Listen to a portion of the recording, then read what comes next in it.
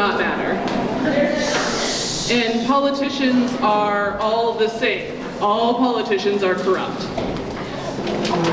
We hear people saying things like this time and time again, until things like, my vote doesn't matter, become a self-fulfilling prophecy. It's easy to become overwhelmed and not feel like we can trust any politicians when, we watch the news and we just get the constant stream of negativity. So how do we, as citizens, break through the resignation and the anger and also the powerlessness that so many of us feel? We make sure everyone understands that if voting wasn't important, certain groups wouldn't be trying so hard to make it all but impossible for some of us to cast our ballots. We wouldn't have expensive races if voting was not important. My name is Liz. I'm the president of the organization She Votes Illinois. And She Votes Illinois wants people to be engaged citizens. And for us to make that happen, we need spaces where people can come together to understand what they're voting for and why they're going out and taking the time to vote. And that's why we're here tonight. That's why She Votes Illinois decided that our second hosted event tonight would be, or in total, would be centered around voting and around voter engagement, because voting is the foundation that every single other piece of our work is housed on.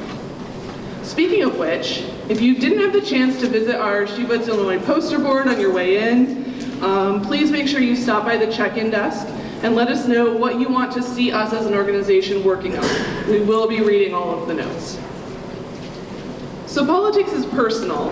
All of the things that each of you care about have a basis of some sort of policy behind them. Some segments of our society are far apart right now, and that's why it's so important to remain focused on what our votes lead us to.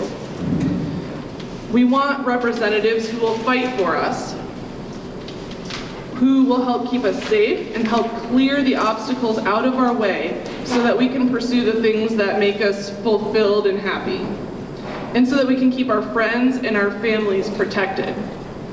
That's why it's important to know who's on the ballot and what they stand for. We want clean water to drink and to bathe in. That's why our property taxes help fund the Metropolitan Water Reclamation District. We want a just society with judges who know how to interpret the law fairly. That's why it's important to understand the role that judges play and how to find good judges and support them on the ballot. All of these things and more, safety, water, justice, are determined by the people who show up to vote. So I actually wrote these remarks while I was watching the Pennsylvania special election results coming in the other night.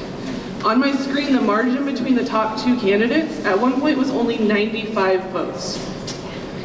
And if you can believe it, if some of you remember, it's been almost 20 years since George W. Bush was elected by a few hundred votes in Florida.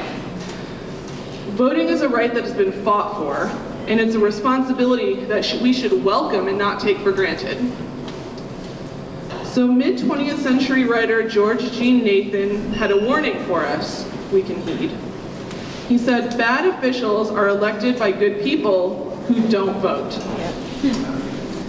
Going back a little bit further, Plato wrote, those who are too smart to engage in politics are punished by being governed by those who are not as smart.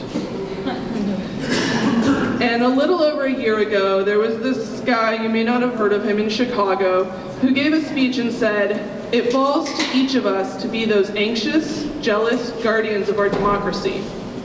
Because for all of our outward differences, we in fact all share the same proud title, the most important office in a democracy, citizen.